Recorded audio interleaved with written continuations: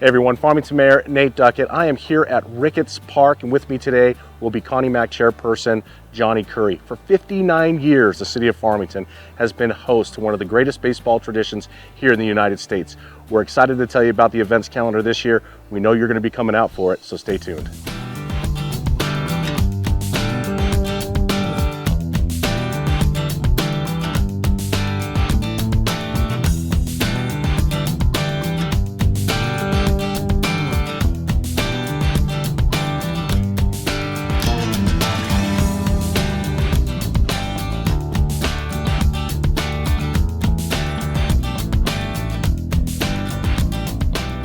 Hey everyone, Farmington Mayor Nate Duckett. Thank you for joining us today on another episode of the Mayor's Table. It's July here in Farmington. That means there's a really big event coming up. Connie Mack World Series. I'm here at beautiful Ricketts Park with this year's chairperson of the Connie Mack World Series Committee, Johnny Curry. Thanks for joining us. No, thank you. I appreciate it. Yeah, this has become kind of tradition for us. You know, each year when we bring in one of the state's largest events, we want to make sure we spend a little bit of time talking about the event, the calendar, how people can get involved. We want to thank the people who are involved, obviously. But yeah, kind of give the rundown on things that are happening in this year's event. Let's do it. Yeah, you ready? I'm ready. So, Connie Mack World Series, how many years, Johnny? This is the 59th. This will be the 59th. We brought it to town in 1965 and hasn't left since. Love it. And yeah, we're looking forward to next year for the big 6-0. And we don't want it to leave either, by the way. Oh, absolutely. Be very clear. You know, it's become so ingrained into the community, you know this, Yeah. that it's really a part of who we are as a culture, who we are as an identity. No doubt. I mean, there's 4 or 5 things that Farmington is known for kind of across the United States, and the Connie Mack World Series holds that very unique and special place as what is still, I think, the largest amateur baseball tournament in the nation. It is. Right? Yep. How many teams are we going to have in the tournament this year? We have teams. Okay. We go pool play for the first couple of days, and then we get into bracket play. Awesome. So teams will arrive here at the Farmington Civic Center. They'll be bringing them in on buses. They will be here July 25th throughout that day. Throughout the day, yeah. We've got volunteers that are cooking up hamburgers and hot dogs and things to feed them and their families and the coaches. But we would encourage you to come out to Civic Center. Obviously, the host parents, the host families will be there because they're there to pick up their players, right. Which that experience we'll kind of get into here a little bit later. But I do want to encourage folks to come out July 25th. Hang around the Civic Center. You'll get the full schedule when the teams are coming on the buses. Bring the kids out. It's such a huge moment when the guys are coming off the buses. You get to celebrate them. People show up with signs. Oh, yeah. You know, Police escort. Yeah, you've got vendors going on inside the Civic Center as well.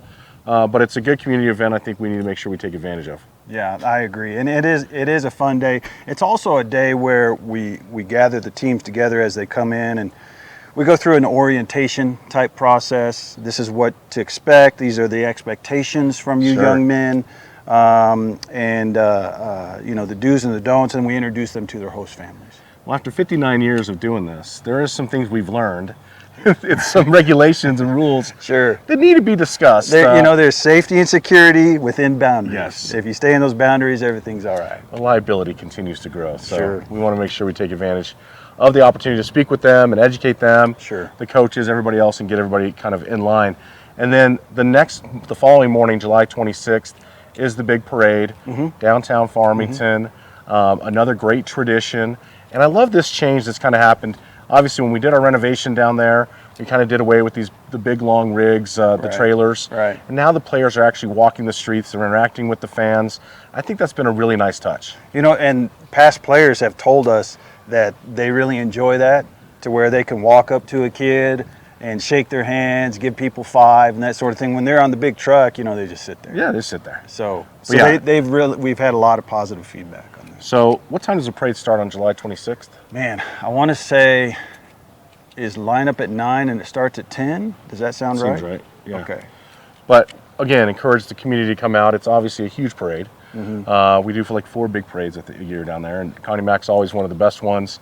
It also gives us a chance because the Farmington Parks and Recreation crews who helped create this beautiful playing field, and Worley Field will be will be newly renovated for pool play for this tournament. Excited about that. Just want to send my appreciation to our Parks and Recreation Cultural Affairs group and all those individuals who are on the operations side of things that are out here every day manicuring what I think is probably one of the best grass fields in the nation. Oh, you have past MLB players commenting on this field and playing in front of these fans, and it's a memory that sticks with them the rest of their lives. Absolutely. So yeah, kudos to the grounds crews.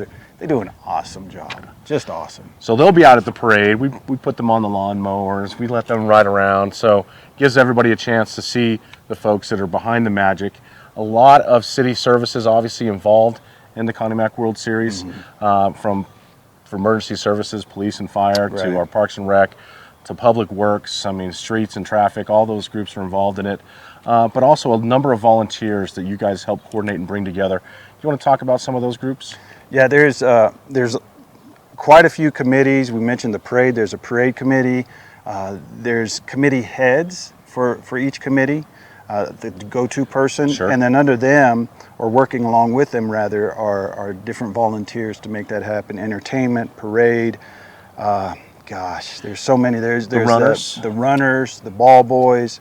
There's entertainment committee. Yeah. There's the athletic trainers committee to keep the kids healthy, and there's a lot. There's well over 200 volunteers.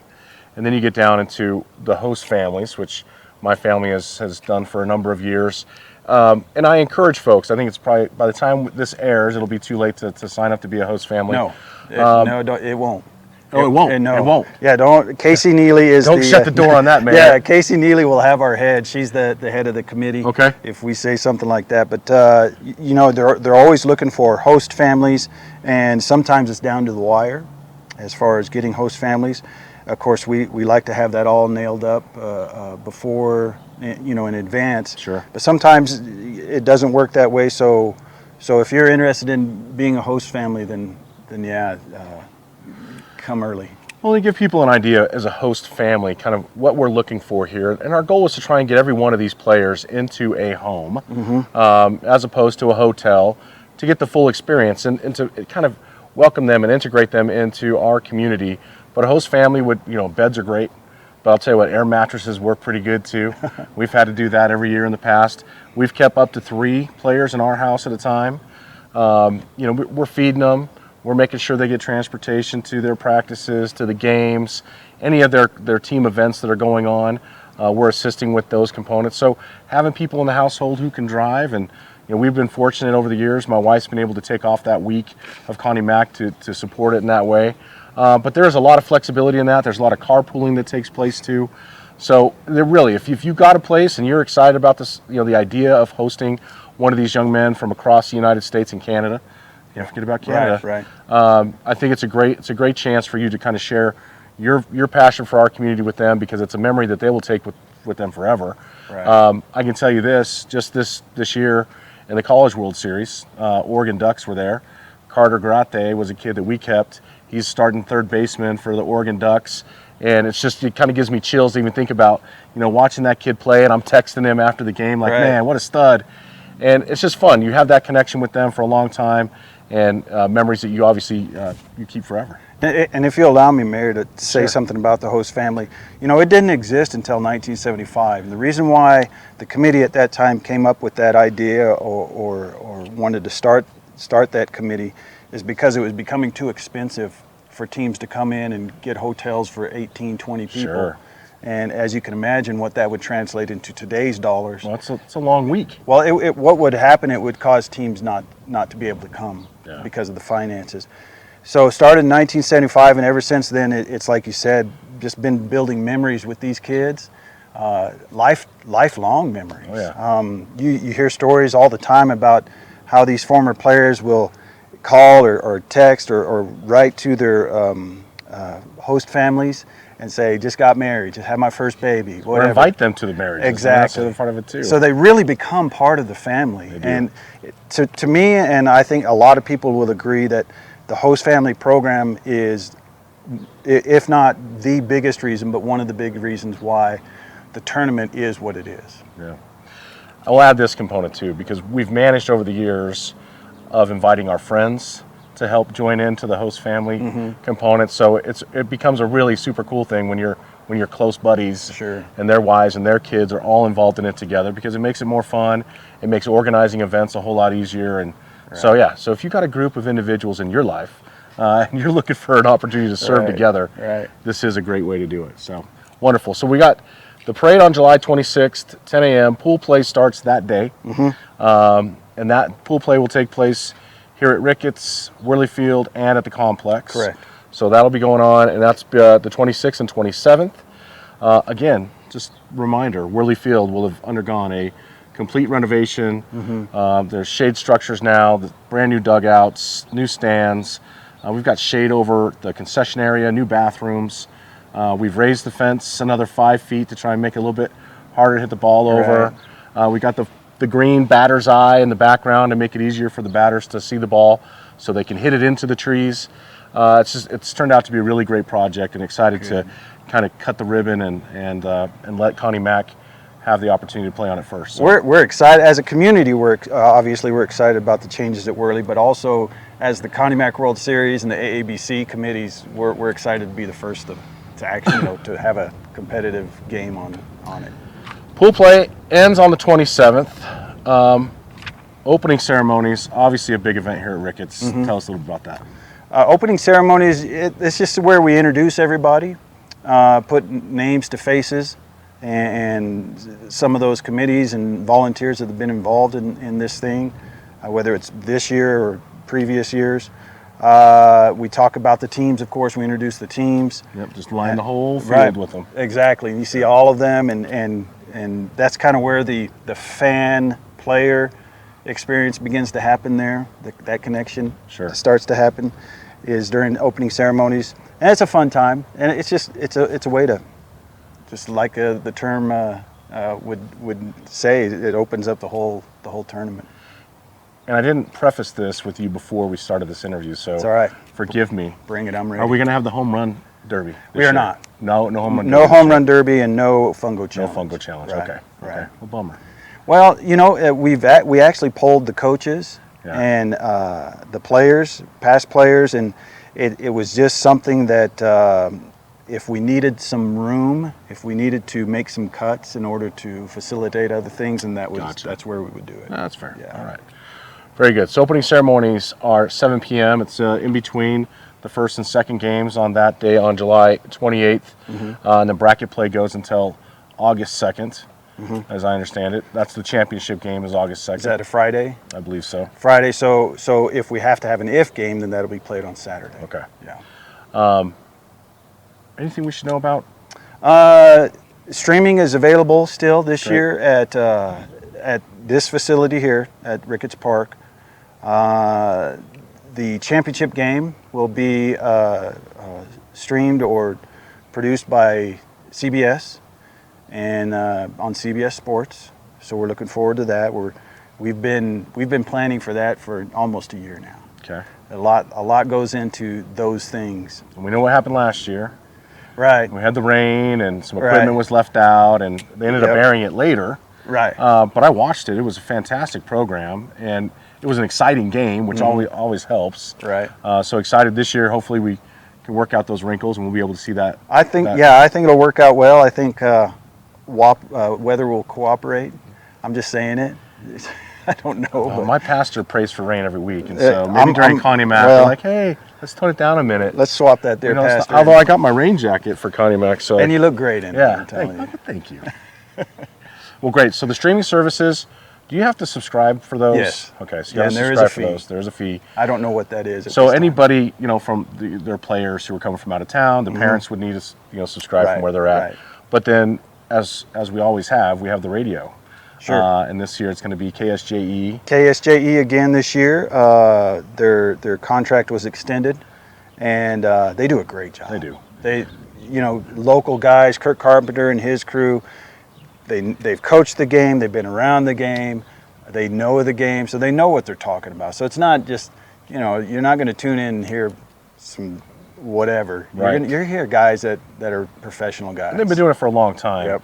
On-field interviews, talking with the coaches, talking with people in the stands, It's a full integrated kind of in every game. I mean, Well, it's a and big you know, week I'm for sorry, them. and it is. And what I really appreciate about them being an educator is they involve community high school kids in helping them do that. And I really appreciate that. And I think it again, sense of community. So KSJ, that's 90.9 on your FM dial, as we used to say, doing all the radio. But one of the big changes, of course, that has happened over the years, you got this great big scoreboard. You got a lot of technical components now that we're having to put to use, really, especially if you're gonna do a full production that's gonna go on TV, and then just being here in the stands, the music, the sound effects, that whole bit. That's a big addition that's been brought to the game. Well, you know, you don't go to a high school or college game, and obviously a pro game, and there not be just an immense amount of technology involved just to put that event on. Sure. And so that's where we are in today's world and today's events. And this is the same. The Connie Mack World Series event is the same way. So we mentioned the 200 volunteers earlier in the show. Some of those volunteers, because of the skill set that's required for some of those things, the streaming, social media, the technology involved with the. I forgot about the social media part's huge during that week. And whether you like it or not, it really is, and it's very necessary. Because of those technological areas, we've had to move away from the volunteer format and actually contract some individuals who, again, you know, obviously they're vetted. They know our community, they know our culture, they know the scope and how grand the event is. So it's just not some kid, you know, on Instagram. It's people who know what they're doing, and so we need to compensate for that, them for that, to satisfy the necessity, really. No, I think that's an expected where we're at right now. It's kind of an expected place to be. So, but that's good. We're bringing professionals in. It's professionally done. Absolutely. I mean, this goes from across the wire. I mean, the fact that we're streaming this now, we're going to have productions on CBS. We've got the radio every week. We're going to be engaged in social media. It's the full package, right? Which is one of the things that make this tournament just as cool as it is. So, let me see if I had anything else. Oh, obviously vendors. Look, this is one of the biggest social events, maybe the biggest social event of the year. When I first moved to Farmington, I was a 15-year-old kid out of Denver, had no idea what the Connie Mack World Series was. We leave football practice, we head over here to the field, and this place is packed, and the corridor is just filled with kids. It's the place that you come with all your new threads, your new shoes, and you go walking around with all your buddies. But it is a big social event, so the vendors that'll be here that'll support that group is really important. Obviously, Fat Boys Deli, they have the contract for all the concession stands. Do a great job. They do a great job, and they also have, I think, one of the ice cream components or some other, maybe a separate booth here for that. We also have coming back spare rib. Spare rib in one of the food trailers, I believe Domino's, and then a third, I can't recall it this time. That's all right. Yeah. Same as last year. Same as last year. We'll have, I think Zinger was here for one of the vendors selling goods. This is I try and get a new dud every year, you know, and this was my hat from last year. And obviously just a number of other groups that are going to be here selling and advertising ideas. Obviously, they're kind of the key apparel group. Longtime partners. So we appreciate everything they do as well. Yeah. Anything else, John? Any other surprises? Anything that? So I hope there's no surprises. Is Ken Griffey going to come? No, we are working on, and this might be a surprise, and I won't divulge it here, but we are working on Hall of Fame members, and of course these Hall of Fame members are members that played here, and went off to do great things, big things, and we're going to ask them to come back, and we'll honor them in that way.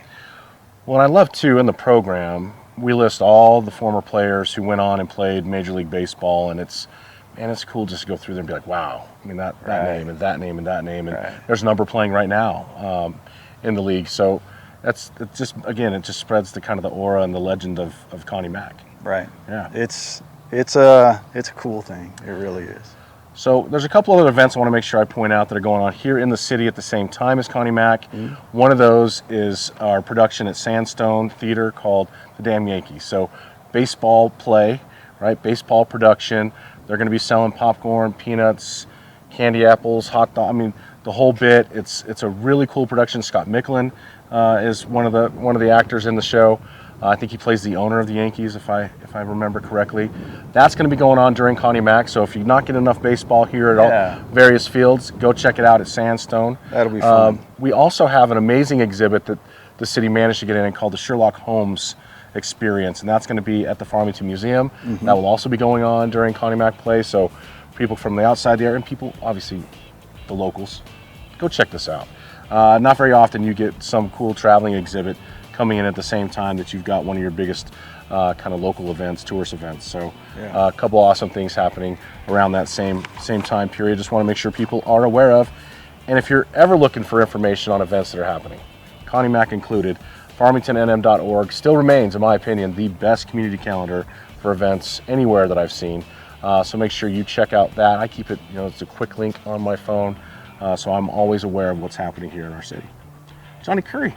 Appreciate you, man. Thank you. Thank you. And all the volunteers that are part of that group. It's yes, sir. It's a great tradition. We just want to thank all the volunteers, all the people involved here with the Connie Mack World Series. Again, it runs from the city to the volunteers to the paid personnel to so many folks, the teams traveling from all across the country, their coaches, their families, their sponsors who are helping make this tradition come true right here in the city of Farmington. We'll see you out at the ballpark.